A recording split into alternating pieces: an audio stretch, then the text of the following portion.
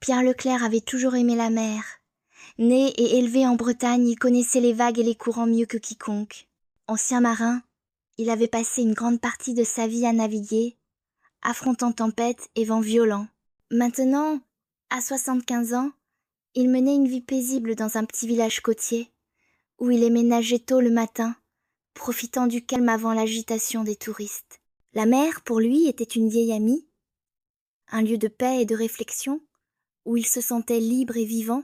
Chaque matin, à l'aube, il enfilait son maillot de bain usé par le sel et descendait lentement la petite plage qui bordait sa maison.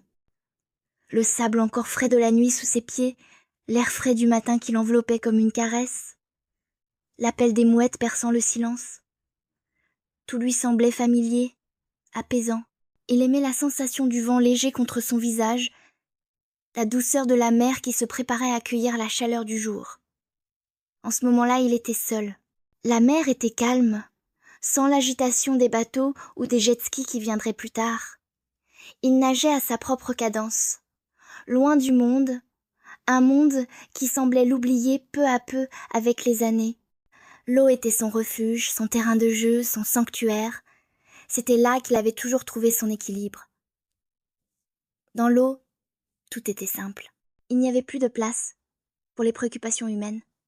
Pas de facture, pas de préoccupation, seulement l'infini de l'océan. Il avait parcouru tant de distance sur ses vieux voiliers, affronté des tempêtes qui auraient effrayé bien des hommes plus jeunes. Mais aujourd'hui, la mer semblait lui offrir un autre cadeau, la sérénité. Il nageait en brasse, tranquillement, profitant de chaque mouvement, de chaque inspiration, chaque impulsion de ses bras, comme une danse lente et intime avec l'océan. Mais soudain, un frisson inexplicable parcourut son échine. Un bruit sourd, presque imperceptible dans l'eau. Une vibration étrange, un mouvement furtif, comme si quelque chose d'énorme venait de se faufiler sous lui. Il s'arrêta net, ses sens en alerte, les yeux scrutant l'eau, d'un regard affûté. Il attendit, écouta, le calme apparent de la mer, les vagues régulières, la lumière dorée du matin sur la surface. Rien. Mais l'instinct de marin, qui ne le trompait jamais, lui disait que quelque chose n'allait pas. Il se tourna lentement, scrutant l'horizon. L'eau autour de lui était parfaitement tranquille, aucune perturbation, aucune secousse. Mais ce pressentiment ne le quittait pas. Il sentit son cœur battre plus vite. Quelque chose n'allait pas, et alors il le vit, un aileron. Au début, il pensa qu'il s'agissait d'une illusion, une vague mal formée ou un objet flottant dans l'eau, mais l'aileron s'approchait, tranchant l'eau, avec une précision déconcertante. Il n'y avait aucun doute cette fois. L'ombre glissait lentement, mais sûrement dans sa direction, presque calculée, comme si elle savait exactement où elle allait. Le temps sembla suspendu. Chaque seconde paraissait durer une éternité. Le sang de Pierre se glaça dans ses veines. Ses yeux s'écarquillèrent. Il savait ce que cela signifiait. Ce n'était pas un dauphin. Ce n'était pas un gros poisson curieux. C'était un requin. Un prédateur. L'instinct de survie se réveilla immédiatement. Chaque cellule de son corps était en alerte. Il n'était plus seul dans cette eau. La mer, qui avait été son ami toute sa vie, devenait soudainement son pire ennemi. Le requin était là, et il se rapprochait. Pierre sentit son cœur s'emballer, mais il resta immobile. Il avait appris toute sa vie à affronter les dangers avec calme, mais jamais rien de pareil. Le requin continuait d'avancer. Son aileron fendait l'eau avec une lenteur inquiétante, presque hypnotique. Il n'avait aucune idée de ce qu'il devait faire. L'attaque semblait inévitable. Il n'avait que quelques secondes, et il était seul. Fuir? Se battre? Pierre doit décider en un instant. Mais il n'a pas le luxe de l'hésitation, car la bête se rapproche de plus en plus. Pierre se retrouva pris dans un tourbillon d'émotions contradictoires, son esprit marin luttant contre son instinct de survie. Chaque fibre de son corps lui criait de fuir, de nager aussi vite qu'il le pouvait, de chercher un abri, n'importe quel abri. Mais il savait que dans cette situation, fuir ne ferait qu'aggraver les choses. Le requin était trop rapide, trop puissant. Il n'y avait pas d'issue facile. Le seul moyen de survivre était de rester calme. Il se souvint de ces paroles sages qu'un vieux capitaine lui avait un jour dites, alors qu'il naviguait dans des eaux dangereuses, à l'autre bout du monde. Dans l'eau, tu ne dois jamais montrer que tu es une proie. Reste calme. Garde ton regard droit. Et surtout ne montre pas ta peur. Pierre ferma les yeux un instant. Son esprit se ressaisissant dans le tumulte de l'adrénaline. Il se souvenait de ses premières traversées en mer, de ces tempêtes qui semblaient vouloir engloutir tout sur leur passage. Et lui, jeune capitaine, prenant les commandes, affronter vagues avec l'espoir de guider son équipage à travers le chaos. Il n'avait jamais eu peur des éléments, et aujourd'hui, face à ce monstre marin, il ne pouvait se permettre de céder à la peur. Il se concentra sur sa respiration, cherchant à calmer les battements frénétiques de son cœur. Il devait rester maître de ses émotions. Il tourna lentement la tête, fixant l'aileron qui se rapprochait toujours, effleurant la surface de l'eau.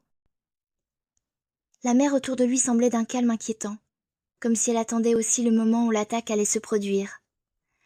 Pierre ne bougea pas, ne fit aucun geste brusque. Il attendait. L'instinct marin lui criait de ne pas paniquer, de ne pas montrer qu'il était une proie. Ses yeux se posèrent sur la forme sombre qui fuyait sous l'eau, et son cœur se serra. Le requin était à quelques mètres de lui maintenant, sa silhouette massive se découpant lentement sous la surface. Chaque seconde qui passait le rapprochait du danger. Pierre savait que s'il bougeait trop rapidement, trop violemment, il risquait d'attirer l'attention du prédateur. Le requin pourrait interpréter son mouvement comme celui d'une proie en fuite et se précipiter sur lui. Fuir était impensable. Se battre, une idée folle.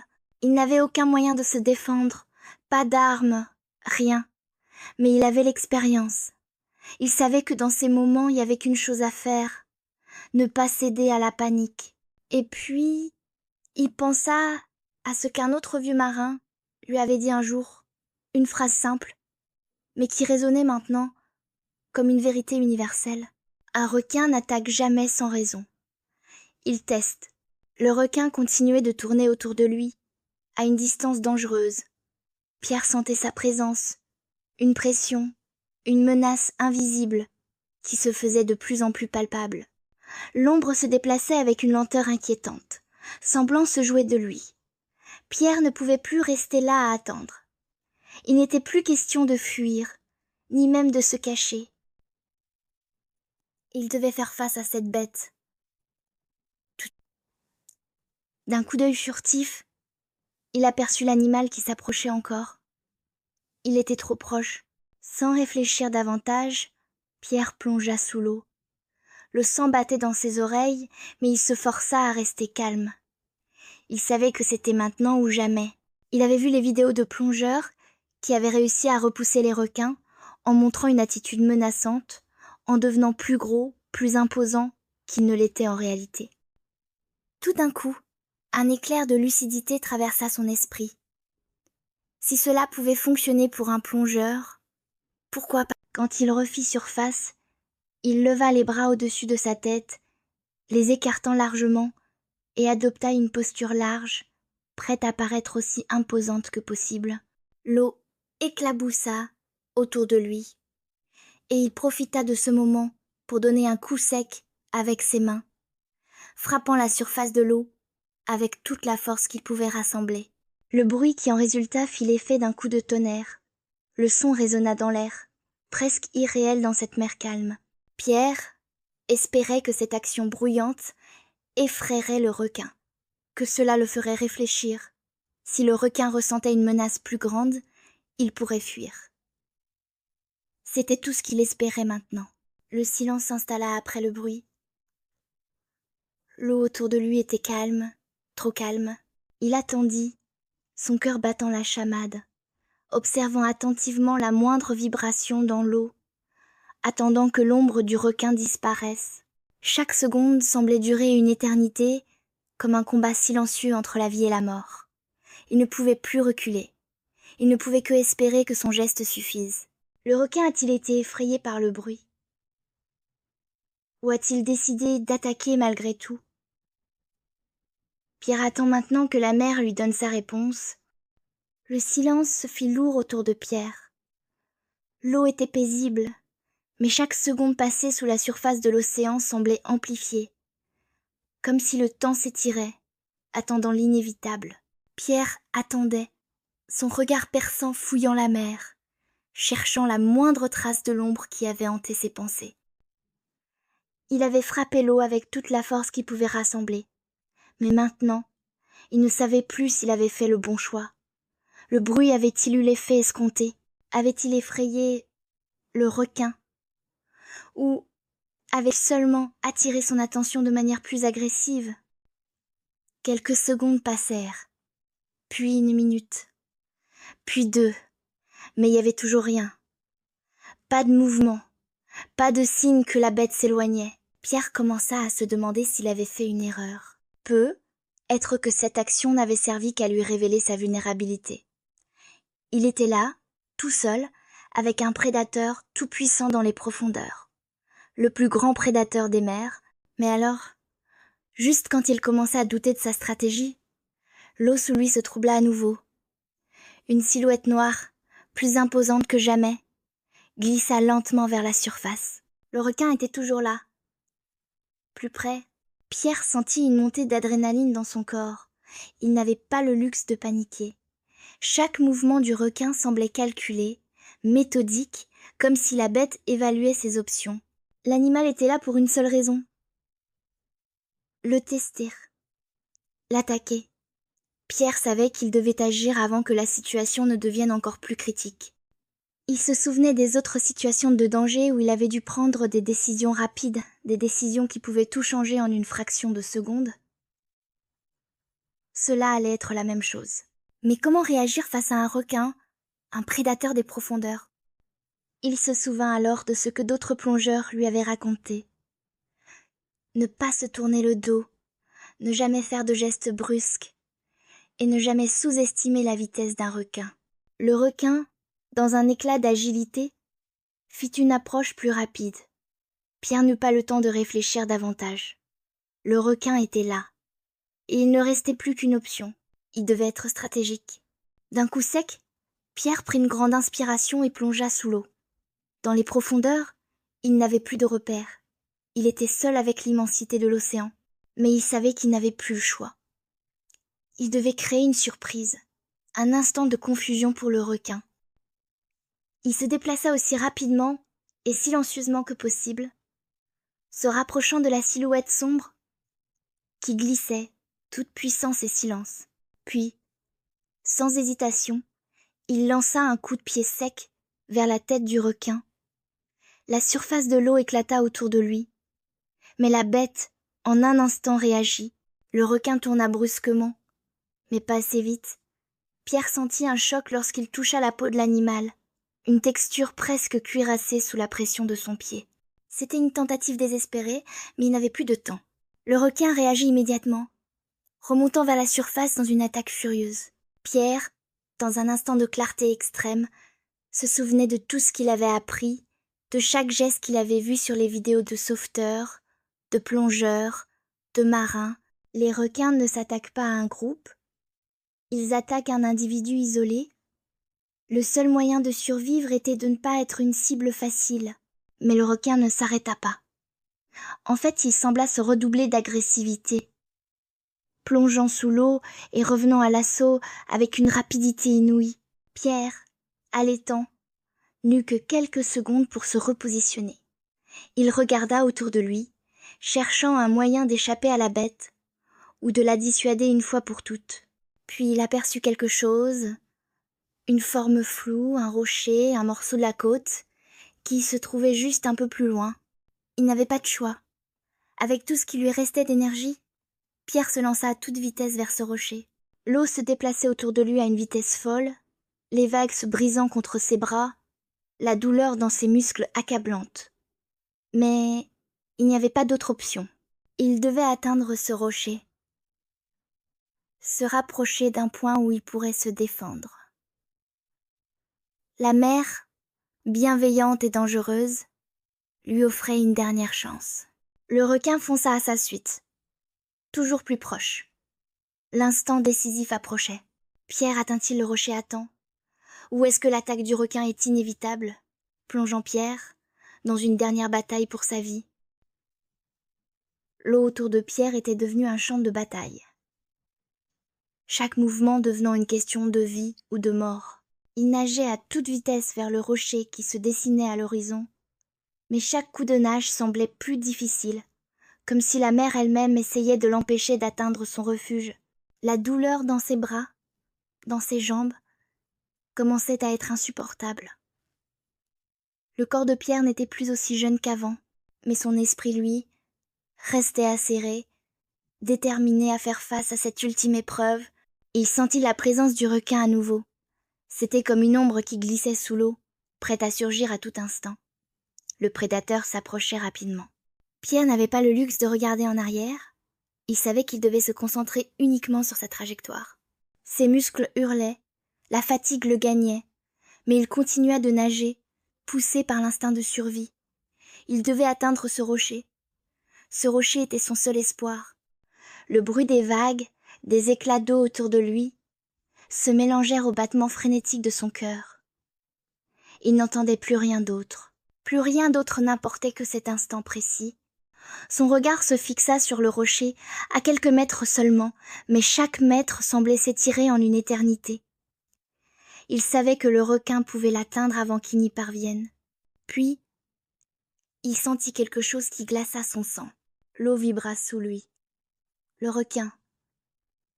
Il était là. Il avait pris la vitesse pour accélérer son attaque, maintenant plus près que jamais. Pierre n'eut pas le temps de se retourner. L'ombre massive du requin s'élevait sous lui, prête à frapper. Dans un dernier élan de courage, Pierre se hissa hors de l'eau, les bras tendus vers le rocher, son corps en proie à l'effort extrême. Il toucha enfin la roche froide, s'agrippant désespérément à elle, écartant ses jambes pour se maintenir hors de l'eau. Le requin, furieux, se dressa sous lui dans un mouvement fulgurant. Pierre, tout son corps tremblant de fatigue, se sentait pris au piège, mais la roche était son salut. Le requin tourna autour du rocher, ses dents éclatant à la surface de l'eau. Pierre sentait les éclaboussures se mélanger à son souffle haletant. Il n'avait plus la force de bouger, mais il savait qu'il devait tenir bon. Le prédateur continuait de tourner autour de lui, son regard fixé sur l'homme, sans pitié. Pierre se cramponna avec toute la force qui lui restait, ses doigts douloureux se serrant sur les aspérités du rocher. Il savait que ce n'était pas encore gagné. Il avait besoin de tenir bon, de ne pas relâcher sa prise. Si le requin continuait à tourner autour de lui, il pourrait finir par se fatiguer et partir. Mais chaque seconde semblait une éternité.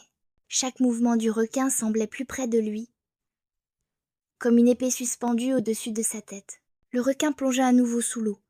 Pierre ne bougea pas, retenant son souffle, l'eau glacée envahissant son dos, ses jambes. Puis, un instant plus tard, il sentit une secousse sous lui. Le requin avait refait surface, juste en face de lui. Il pouvait voir les yeux du prédateur, glaciaux, implacables. Pierre comprit que, pour survivre, il ne devait pas simplement fuir, mais résister à cette dernière charge. D'un coup, dans un éclair de lucidité, Pierre saisit le rocher avec une main, et avec l'autre, frappa l'eau, produisant un sec et percutant. Le requin, apparemment déstabilisé par ce dernier geste, hésita un instant suffisant pour que Pierre comprenne qu'il avait une chance. Il se redressa légèrement, restant aussi calme que possible, le regard fixant le requin, prêt à réagir au moindre mouvement. Le requin fit une pause, comme s'il évaluait l'homme qui se dressait maintenant sur le rocher. Pierre ne bougea pas, ne fit aucun geste brusque. Il restait figé, en proie à l'adrénaline, mais il savait que chaque mouvement devait être parfait. Finalement, après ce qui sembla une éternité, le requin fit demi-tour et plongea sous l'eau, s'éloignant lentement. Pierre ne cacha pas sa surprise, son corps se relâchant enfin, épuisé mais vivant. Il s'effondra sur le rocher, tremblant, le souffle court. Le prédateur avait décidé de se retirer. Pour l'instant, Pierre resta là dans l'eau froide, son esprit en pleine ébullition. Il avait survécu. Il avait affronté l'un des plus grands prédateurs de la planète et, contre toute attente, il en était sorti vivant. Mais à quel prix? Il savait qu'il n'aurait pas été aussi chanceux à une autre occasion. La mer, toujours aussi belle et dangereuse, venait de lui offrir une leçon qu'il n'oublierait jamais. Pierre était sorti vivant du combat. Mais la mer, elle, ne cessera jamais de le tester. Il savait qu'il pourrait retourner à l'eau, mais jamais sans le respect dû à l'immensité et à la puissance des océans. Les jours qui suivirent l'incroyable rencontre de Pierre avec le requin se fondirent dans une lente reprise de conscience. Il n'avait pas immédiatement quitté la mer. Après l'attaque, après avoir survécu à l'ultime confrontation, Pierre savait qu'il devait prendre du recul, laisser son corps et son esprit se remettre de ce choc. Il était épuisé, couvert de bleu, et chaque mouvement lui rappelait la violence de l'océan, mais il était vivant. Cela seul importait. Il retourna enfin à terre, au bord de l'île où il avait lancé son dernier regard désespéré vers le rocher.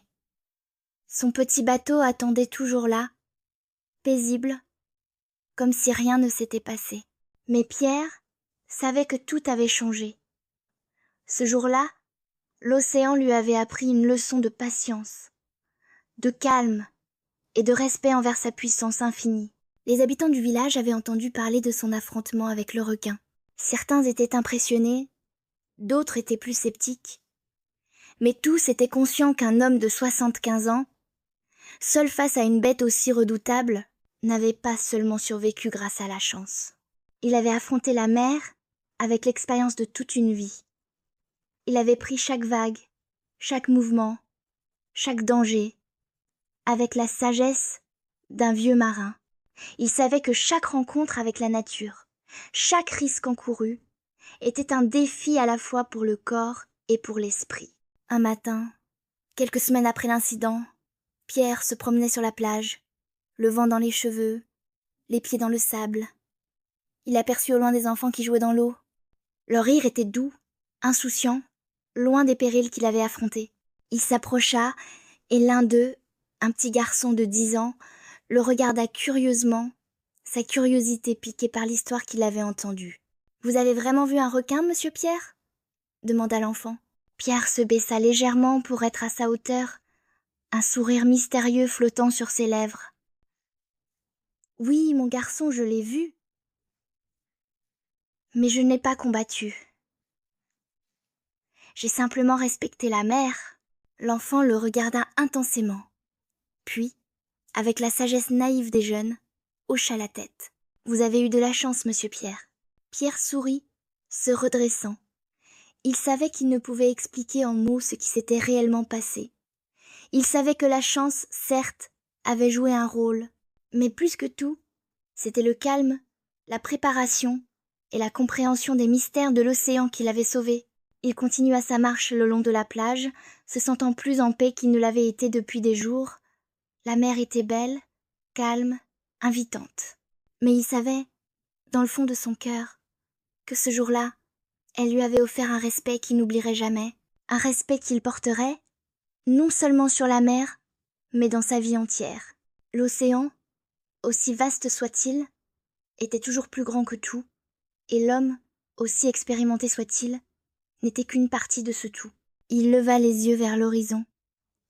Là où la mer rencontrait le ciel, il voyait les traces de sa propre histoire. Une histoire de survie, de courage, de sagesse. Et au fond, une histoire de respect envers ce qui est plus grand que soi. Il avait affronté l'océan, mais il savait que ce n'était pas la dernière fois. La mer reviendrait toujours. Et il serait toujours prêt, parce qu'il avait compris l'essence même de sa force. La mer, en fin de compte, ne pardonne jamais, mais elle enseigne toujours. Pierre avait appris une vérité éternelle. Dans la vie comme en mer, On ne maîtrise jamais totalement les forces qui nous entourent. On peut seulement les respecter et se préparer à affronter ce qui vient avec courage, calme et sagesse.